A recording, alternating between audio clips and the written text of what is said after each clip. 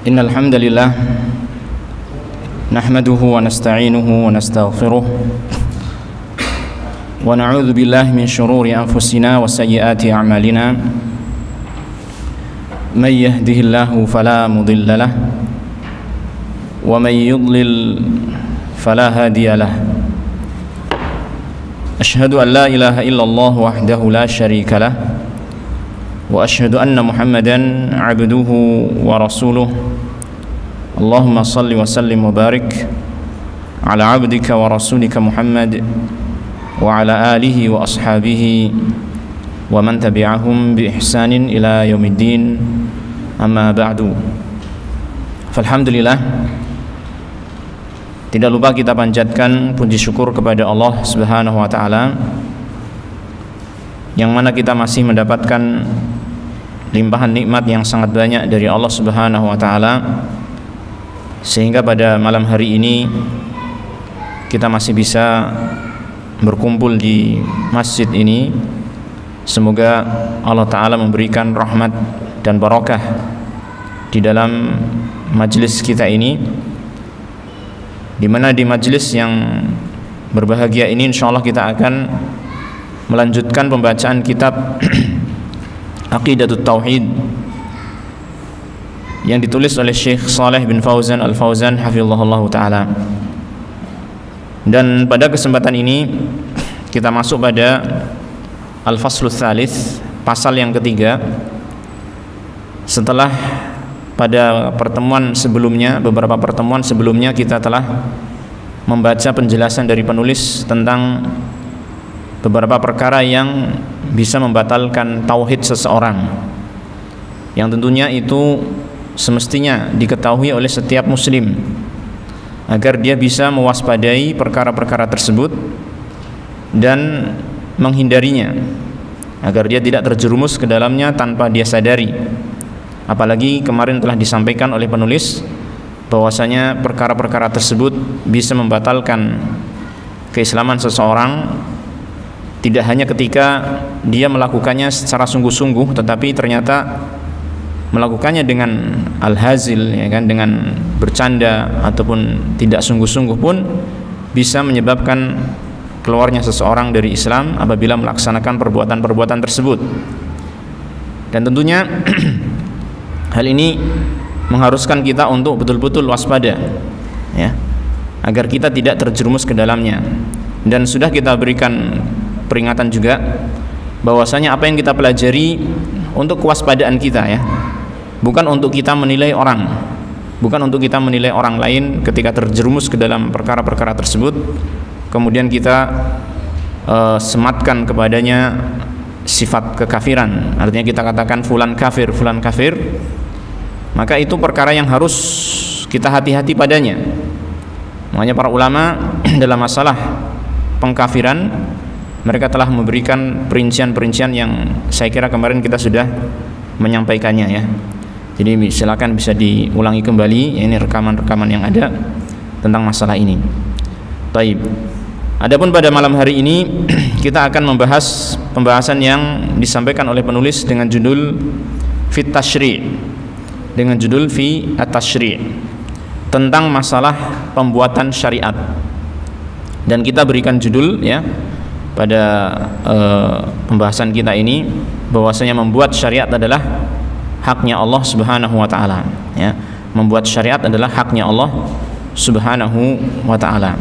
Dikarenakan dialah Allah Subhanahu wa taala Ar-Rabbu, dialah Rabb alam semesta, yang menciptakan alam semesta, yang memiliki alam semesta, yang mengatur alam semesta. Sedangkan syariat adalah sesuatu yang dibuat oleh Allah Tabaraka wa taala untuk mengatur alam ini, mengatur makhluk terutama, yaitu manusia dan jin, ya, mengatur manusia dan jin agar mereka tunduk kepada Allah Subhanahu wa taala, mengikuti perintah-perintah Allah taala dan menjauhi larangan-larangan Allah Subhanahu wa taala. Baik. Dikatakan oleh Syekh Shalih Al-Fauzan hafizahullah taala, at-tashri'u haqqun lillahi ta'ala. Membuat syariat adalah haknya Allah Subhanahu wa taala. Ya, membuat syariat adalah haknya Allah Subhanahu wa taala. Apa yang dimaksud dengan syariat? Di sini diterangkan oleh beliau agar kita memahami apa sesungguhnya hakikat dari syariat itu sendiri. Wal muradu bit tasyri', yang dimaksud dengan pembuatan syariat, ma yunazziluhu Allahu li'ibadihi minal manhajil ladzi yasiruna alaihi fil aqaidi wal muamalati wa ghairiha. Yang dimaksud dengan at-tasyri', membuat syariat, ma yunazziluhullah, apa yang Allah Ta'ala turunkan, li ibadihi, untuk hamba-hambanya, minal manhaj, berupa sebuah manhaj, sebuah jalan, sebuah metode atau sebuah aturan, ya, bisa kita katakan sebagai apa? Aturan, ya. Alladzi yasiruna alaihi, yang mereka para hamba itu semestinya berjalan di atasnya.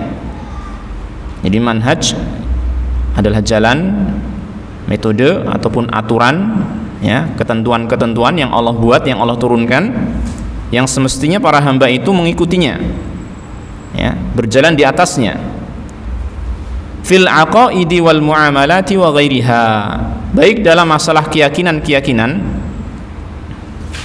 dalam masalah muamalat, hubungan antara sesama manusia, wa ghairiha, dan dalam masalah yang lain. Ini mengisyaratkan kepada permasalahan-permasalahan yang sifatnya umum, maksudnya mencakup segala perkara, ya, yang dialami oleh manusia, semua sisi kehidupan manusia. Maka Allah Subhanahu wa taala dialah yang berhak untuk mengatur manusia. Allah Subhanahu wa taala dialah yang berhak untuk mengatur manusia. Kenapa demikian?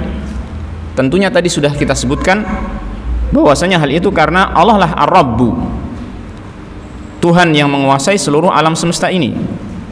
Dialah yang menciptakannya, dialah yang menguasai seluruhnya, yang memiliki alam semesta ini, yang memberikan kehidupan kepada manusia, memberikan alat-alat hidup untuk manusia, alat-alat bekerja untuk manusia, ya, dan memberikan segala sesuatu yang dibutuhkan oleh manusia. Maka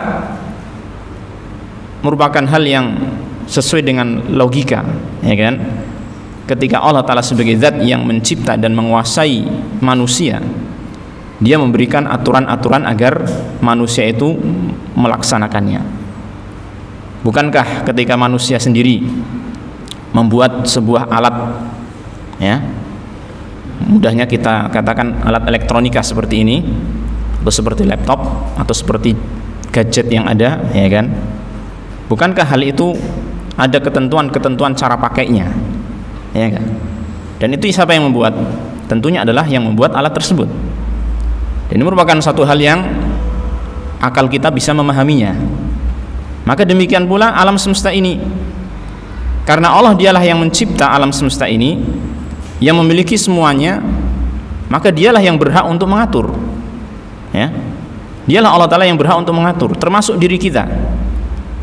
Kalau kita pikirkan, kita itu memiliki harta, sebenarnya harta kita itu milik siapa? Milik Allah Subhanahu wa taala. Kita hanya sekedar diberikan apa ya? Diberikan kesempatan oleh Allah Ta'ala untuk memakai saja. Kalau Allah Ta'ala berkehendak untuk mencabut harta tersebut dari kita, maka itu mudah bagi Allah. Sehingga harta yang kita miliki itu semestinya kita gunakan sesuai dengan aturan-aturan Allah. Demikian pula terkait dengan tubuh kita. Mata yang kita pakai ini untuk melihat, telinga yang kita gunakan untuk mendengar, tangan dan kaki yang kita gunakan untuk melangkah dan memegang, ya, itu semua adalah pemberian dari Allah.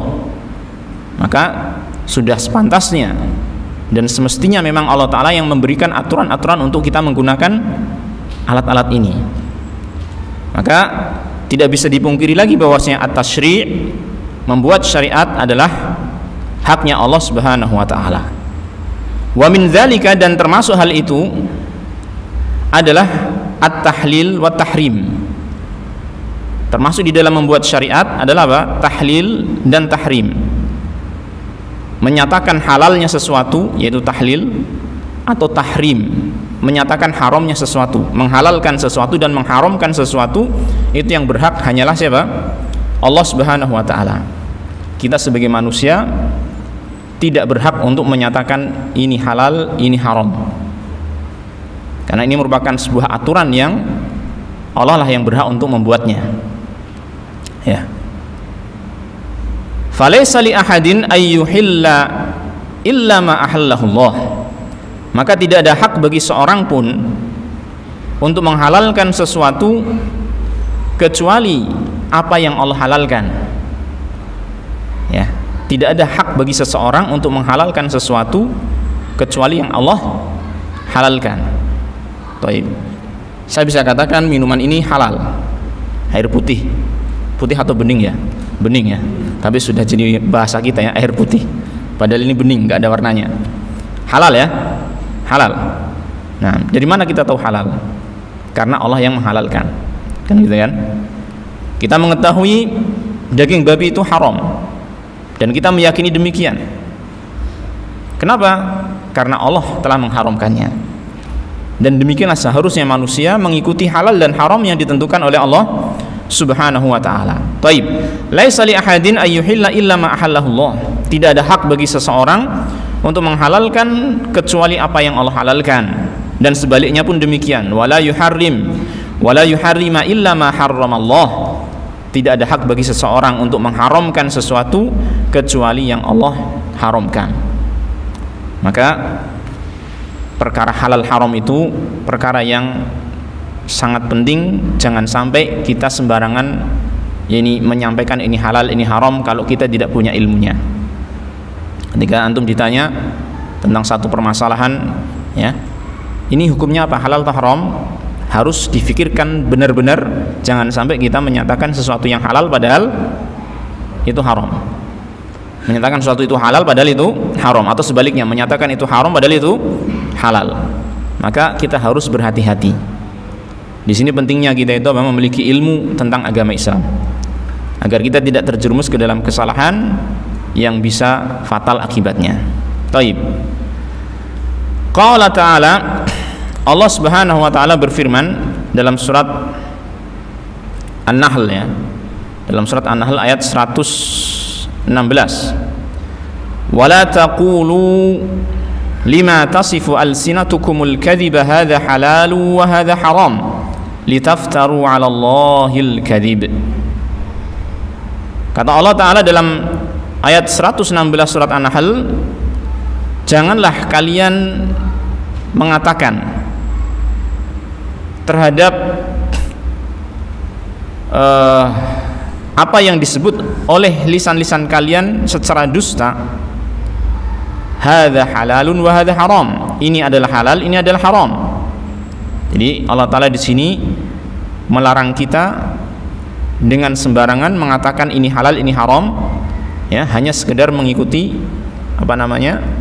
kehendak lisan kita atau kehendak hati kita, kehendak syahwat kita menyatakan ini halal, ini haram. Terserah kita sendiri, nggak boleh. Ya, halal dan haram harus mengikuti ketentuan Allah Subhanahu wa ta'ala.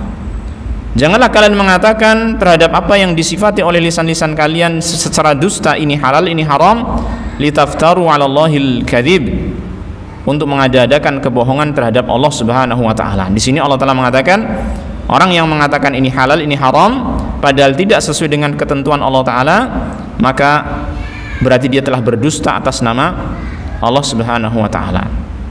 Lalu kita katakan barang siapa yang menyatakan ini halal, ini haram, ya, tanpa dasar ilmu dari Allah Subhanahu wa ta'ala, tanpa dasar ketentuan dari Allah Ta'ala, ya, dia ngomong sembarangan ini halal, ini haram, maka dikatakan dia telah iftira, melakukan iftira atas nama Allah Ta'ala, melakukan kedustaan atas nama Allah Subhanahu wa ta'ala. Ini mengisyaratkan bahwasanya tahlil dan tahrim, menghalalkan sesuatu dan mengharamkan sesuatu, adalah haknya Allah Subhanahu wa ta'ala.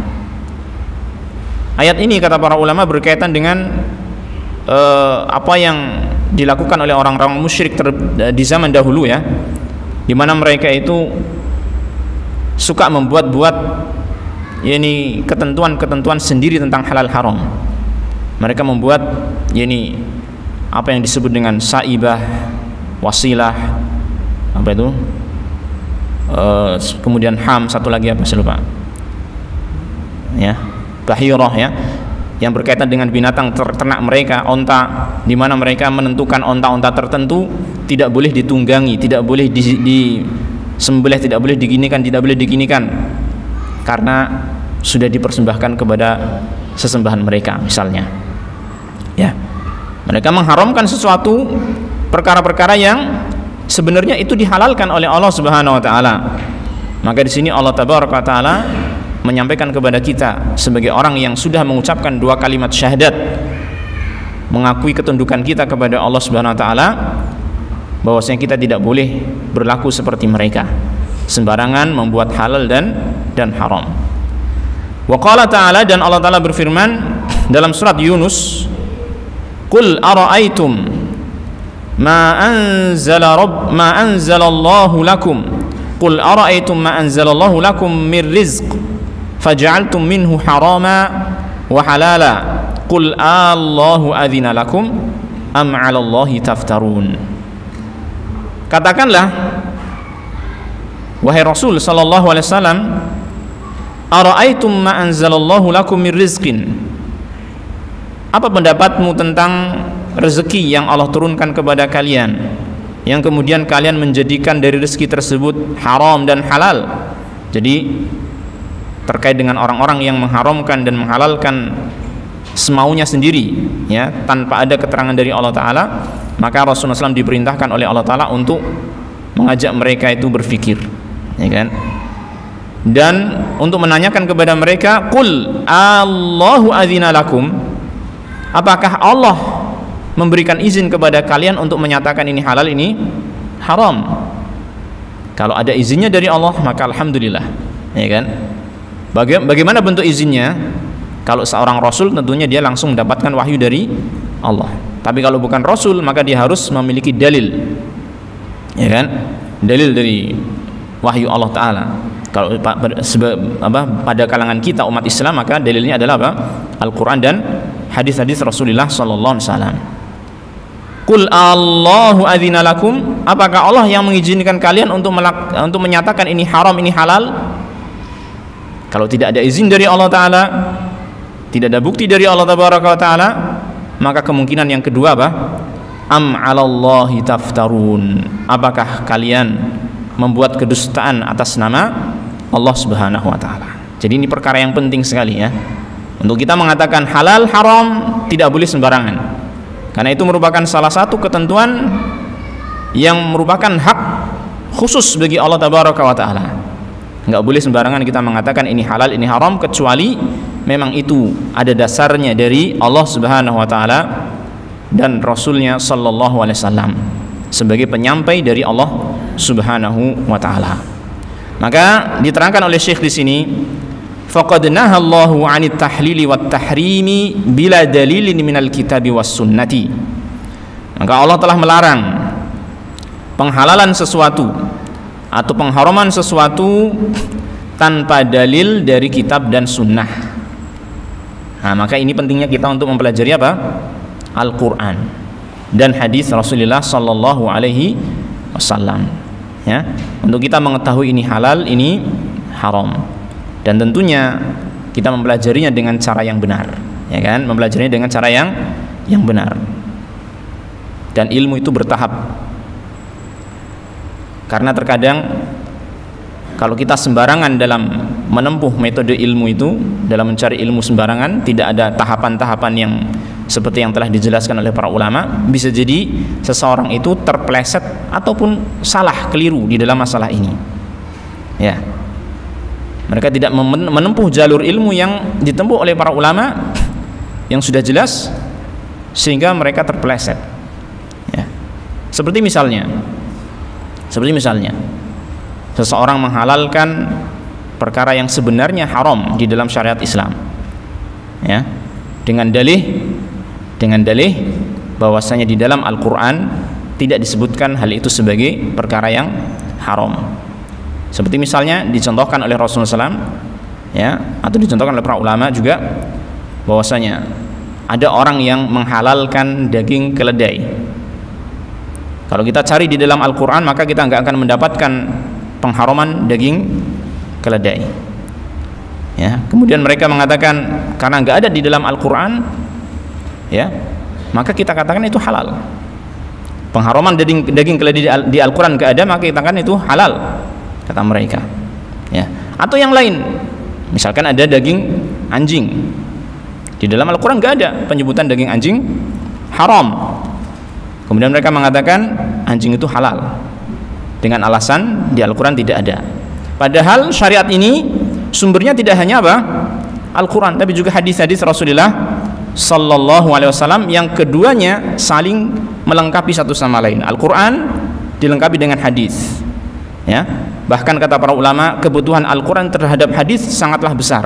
Nggak mungkin kita bisa memahami Al-Quran tanpa hadis Rasulullah SAW. Coba kita bayangkan, Allah memerintahkan dalam Al-Quran, wa aqimus shalah, wa aqimus shalah, tegakkanlah salat. Apakah di dalam Al-Quran ada perincian gerakan-gerakan salat? Adanya cuma ruku dan sujud, berdiri 3, ya kan? Terus gerakan yang lain, bacaan-bacaannya, apakah kita bisa mengetahui dari Al-Quran? Tidak, harus dengan hadis. Maka demikian pula dalam masalah halal dan haram, ya, kita harus, ya, ini apa namanya, mendasarkannya pada Al-Quran dan hadis, dan itu dipelajari sebagaimana para ulama telah mempelajarinya. Tidak sembarangan kita, ya, tanpa dasar ilmu untuk memahami Al-Quran dan hadis, kemudian kita baca, kemudian langsung kita simpulkan sendiri, maka ini berbahaya. Maka ini berbahaya, ya kan? Dan biasanya yang seperti inilah yang bisa menimbulkan pemahaman-pemahaman yang menyimpang di dalam agama Islam, karena memahami Al-Quran dan hadis dengan pemahaman sendiri-sendiri. Adapun yang seharusnya dilakukan oleh kaum muslimin yaitu memahami Al-Quran dan hadis sesuai dengan pemahaman para pendahulu kita, ya, salafun salih, dari kalangan para sahabat, tabi'in, tabi'in, dan para ulama yang mengikuti mereka. Mereka sudah merumuskan tentang apa? Manhaj, metode di dalam memahami Al-Quran dan hadis-hadis Rasulullah SAW, dan ini perlu dipelajari secara bertahap, sedikit demi sedikit, ya. Taib. Jangan kemudian kita mentang-mentang sudah ngaji kemudian sembarangan ngomong tentang masalah Al-Quran, hadis, tentang masalah hukum-hukum. Nggak boleh seperti ini. Bahkan orang yang sudah mulai ngaji, hendaknya dia tahu bahwa ini perkara yang sangat-sangat penting, perkara-perkara yang sangat bahaya untuk kita mengucapkan dalam masalah agama ini tanpa dasar ilmu. Bukankah Imam Bukhari telah mengatakan al-ilmu qabla al-qawli wal amal? Ilmu itu harus ada sebelum berkata dan beramal, ya kan? Taib. Jadi Allah Ta'ala telah melarang menentukan sesuatu halal ataupun haram tanpa dalil dari Alkitab dan As-Sunnah. Wa akhbara anna dzalika minal kadhibi 'ala Allah. Dan Allah mengabarkan bahwasanya itu termasuk kedustaan atas nama Allah. Jadi seseorang yang menyatakan halal haram dari dirinya sendiri tanpa dalil, berarti dia sedang berdusta atas nama Allah. Kalau kita sendiri, misalkan ada orang lain berdusta atas nama kita, mau nggak? Mau nggak? Ya, misalkan apa ya? Ada orang yang mengatasnamakan kita, ya, mengatasnamakan kita, kemudian menjual motor kita. Ini saya disuruh Pak Fulan menjual motor ini, ya, atas nama kita, ya kan? Mau nggak kita seperti itu? Padahal orang itu nggak disuruh oleh kita, ya kan? Dia mengatakan ini saya jual motor ini milik Pak Fulan, ya kan? Harga sekian, ya. Mesti kita nggak ridho kan? Ada orang yang berdusta atas nama kita. Nah di sini sekarang ada orang berdusta atas nama Allah Ta'ala, menyatakan ini halal, ini haram, menganggap atau menyatakan bahwasanya Allah menghalalkan ini, Allah mengharamkan ini, padahal Allah tidak demikian. Berarti ini kan sebuah perbuatan yang dosanya luar biasa, ya. Dosanya besar. Ini berbicara atas nama Allah Ta'ala itu dosanya besar. Berbicara atas nama Allah dengan kedustaan itu adalah dosanya sangat besar sekali. Taib. Kama akhbara subhanahu anna man aujaba syai'an aw harrama syai'an min ghairi dalilin faqad ja'ala nafsahu syarikan lillah. Masyaallah. Ini bahayanya ini diterangkan oleh Syekh di sini.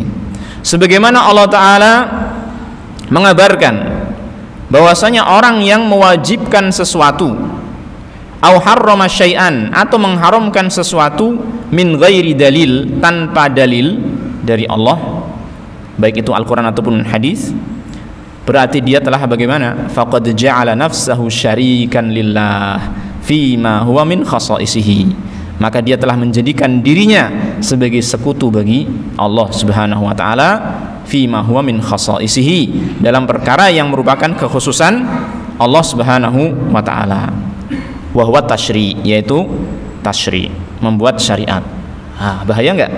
Bahaya. Jadi dia telah memposisikan dirinya sebagai syarik, sekutu bagi Allah dalam hal ini. Luar biasa ini kan, perbuatan yang sangat besar bahayanya, ya.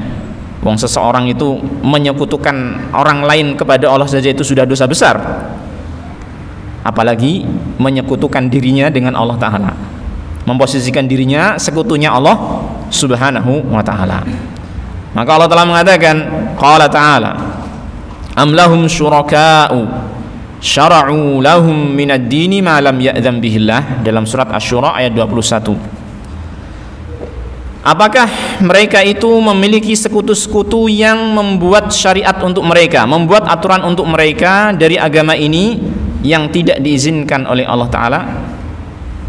Maksudnya di sini, yakni Syekh Shalih Al-Fauzan hafizahullah Ta'ala membawakan ayat ini untuk menegaskan bahwasanya, lihat di sini, Allah menyebutkan orang yang membuat syariat, aturan, ya kan, entah itu halal haram ataupun wajib dan haram dan lain sebagainya, dia disebut sebagai apa? Syuraka.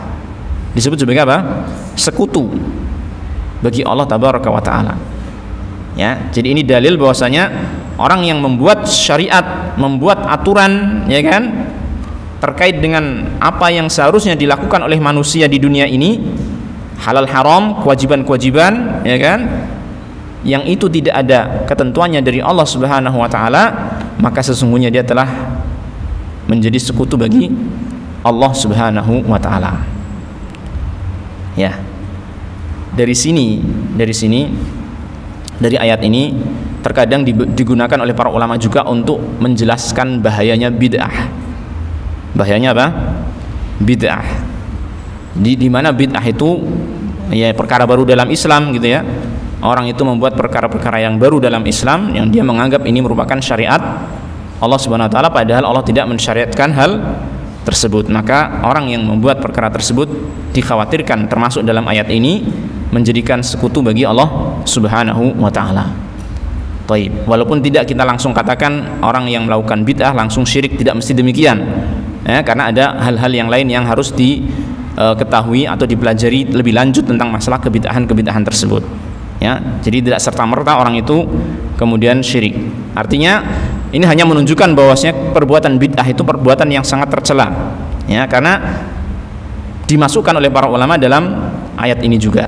Nah, baik, jadi poin yang penting di sini tadi kita sebutkan yaitu faqad ja'ala nafsahu syarikan lillah. Orang yang membuat syariat, membuat aturan-aturan ya dalam halal dan haram, kewajiban-kewajiban tertentu yang tidak Allah wajibkan dan seterusnya, maka itu adalah memposisikan dirinya sebagai apa? Sekutu bagi Allah Subhanahu wa taala.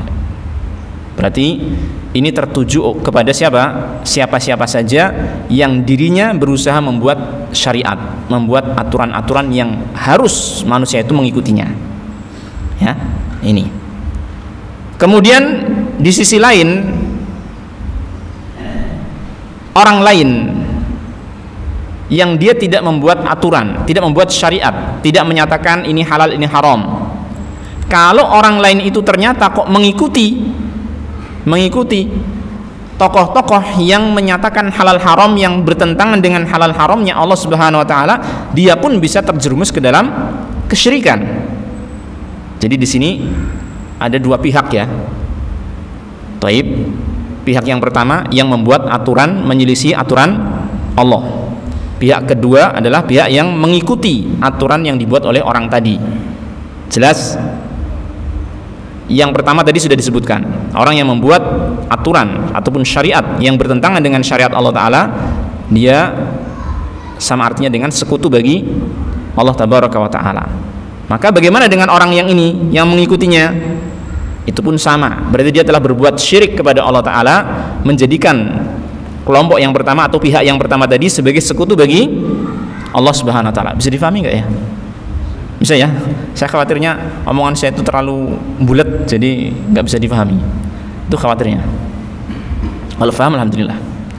Nah, maka di sini dikatakan oleh Syekh, "Wa man ata'a hadzal musyarri'a min dunillah wa huwa ya'lamu bidzalik wa wafaqahu ala fi'lihi faqad asyrakahu ma'allah." Barang siapa yang mentaati pembuat syariat ini, pembuat aturan ini, yaitu selain Allah taala, ya kan? Yang menghalalkan sesuatu, mengharamkan sesuatu padahal tidak dihalalkan dan diharamkan oleh Allah taala.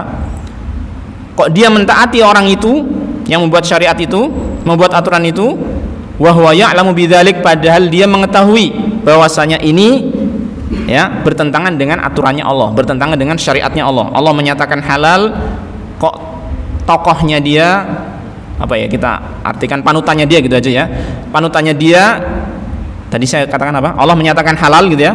Panutannya dia menyatakan haram. Dia tahu panutannya ini mengharamkan sesuatu yang Allah halalkan.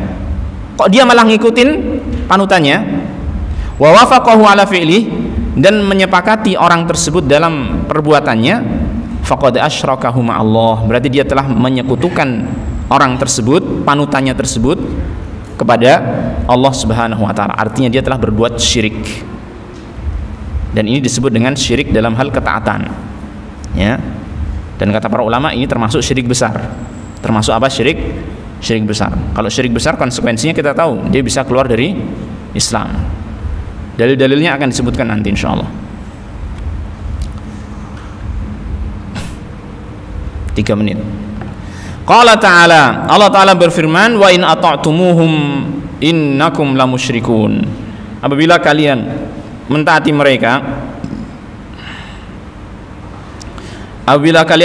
mereka, sungguh kalian itu telah berbuat syirik. Wa in ata'tumuhum innakum lamusyrikun. Ini terkait dengan, kita baca lengkapnya ayatnya ya. Wala ta'kulu mimma lam yuzkar ismullahi alaihi wa innahu lafisqun wa innasyayatina la yuhuna ila awliyaihim liyujadilukum wa in ata'tumuhum innakum lamusyrikun. Janganlah kalian memakan di antara apa yang tidak disebutkan nama Allah Ta'ala padanya, yaitu sembelihan yang tidak disebut nama Allah padanya. Bangkailah istilahnya gitu ya. Innahu lafisqun, itu adalah sebuah dosa besar. Wa innasyayatina la yuhuna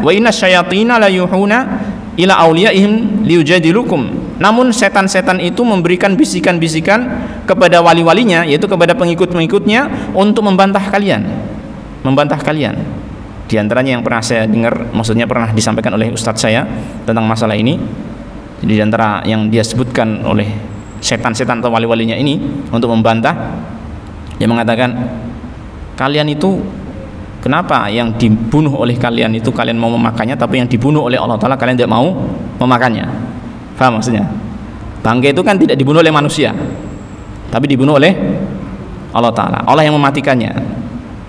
Kok kalian mau memakan yang kalian bunuh sendiri, tapi tidak mau memakan yang dibunuh, dimatikan oleh Allah Subhanahu wa taala? Ini kan syubhat ya. Nah, padahal Allah Ta'ala sendiri yang mengharamkan bangkai, iya enggak? Allah sendiri yang mengharamkan bangkai. Maka kata Allah Ta'ala, wa in ata'tumuhum innakum lamusyrikun. Kalau kamu menaati orang-orang itu yang berbuat menghalalkan bangkai tadi, ya, yang dia memberikan syubhat-syubhat tadi, kalau kamu mentaati orang-orang itu, kamu telah terjerumus ke dalam kesyirikan. Kenapa? Karena yang mengatur halal haram bukanlah manusia. Mau pakai syubhat apapun, mau pakai argumentasi apapun, yang mengatur halal haram adalah siapa? Allah Subhanahu wa taala. Maka benar kata Syekh di sini, barang siapa yang mentaati seorang manusia yang menghalalkan sesuatu yang Allah haramkan, atau mengharamkan sesuatu yang Allah halalkan, sedangkan dia tahu itu menyelisihi halal haramnya Allah Ta'ala, maka dia telah berbuat syirik, ya, menyekutukan panutannya itu kepada Allah Subhanahu wa Ta'ala. Syekh di sini menyebutkan tentang ayat ini, yakni alladzina yuhilluna ma harramallahu minal maitat. Ayat ini berkaitan dengan orang-orang yang menghalalkan apa yang Allah haramkan dari bangkai-bangkai binatang. Man ata'ahum fi dzalika fahuwa musyrik. Siapa yang mentaati mereka dalam hal tersebut, maka dia dikatakan sebagai orang yang musyrik. Ya, jelas ya. Jadi ini kita lihat ya, Syekh menjelaskan dari dua sisi. Yang pertama tadi tentang orang yang membuat aturan, kalau dia jelas membuat aturan yang menyelisihi aturan Allah, dia sendiri sebagai sekutu bagi Allah, dan itu tentunya kesyirikan, ya kan? Tentunya apa? Merupakan kesyirikan.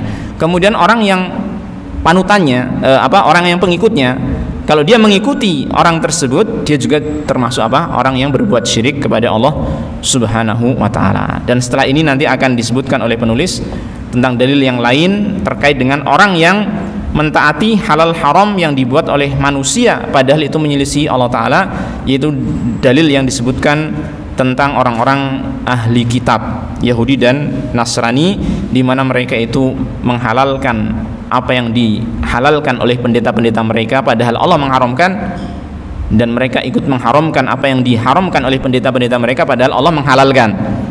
Dan ini Allah Ta'ala juga sebutkan sebagai perbuatan apa? Kesyirikan. Nanti kita akan lihat dalil tersebut pada kesempatan yang akan datang insyaallah Ta'ala. Untuk sementara kita cukupkan, waktunya juga sudah masuk Isya. Kita akhiri wassallallahu wasallam ala nabiyyina Muhammadin wa ala alihi wa sahbihi ajma'in walhamdulillahi rabbil alamin.